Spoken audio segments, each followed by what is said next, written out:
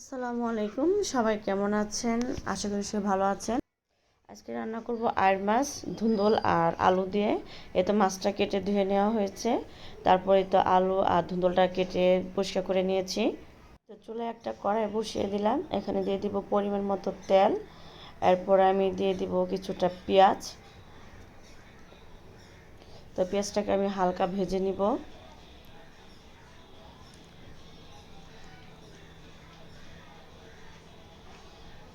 ভাজা হয়ে গেলে এতে আমি দিয়ে দিব আদা রসুন বাটা পরিমাণ মতো। তো আদা রসুন বাটাকে দিয়ে আমি আবারও ভালো করে কষিয়ে নিব। দিয়ে দিব 1 চামচ হলুদের গুঁড়া, হাফ চামচ ধনিয়ার গুঁড়া, হাফ চামচ মরিচের গুঁড়া, স্বাদ মতো লবণ। অল্প একটু পানি দিয়ে মশলাটাকে ভালো করে কষিয়ে নিতে হবে। কষানো হয়ে গেলে মাছ আর আলু দিয়ে ভালো করে নাড়াচাড়া দিয়ে 2 থেকে 3 মিনিটের জন্য ঢেকে রেখে দিব।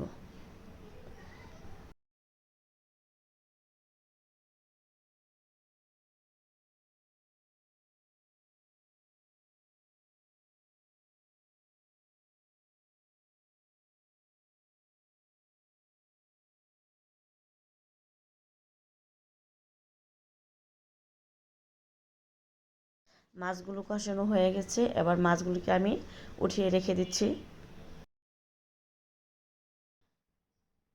কষানো আলুতে দিয়ে দিব ধুন্দলটাকে দিয়ে ভালো করে নাড়াচাড়া করে আবারও ঢেকে রেখে দিব।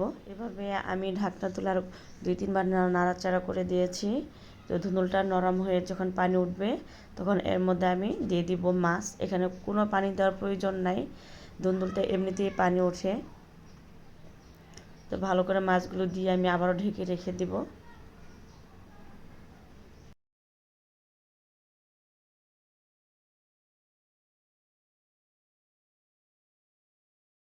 তো আমার রান্না কমপ্লিট। এখন দিয়ে দিচ্ছি 2টা কাঁচামরিচ জাস্ট ফ্লেভারের জন্য, এতে কোনো ঝাল হবে না। 2-1 মিনিট ঝাল করে আমি তরকারিটা নামিয়ে নিব।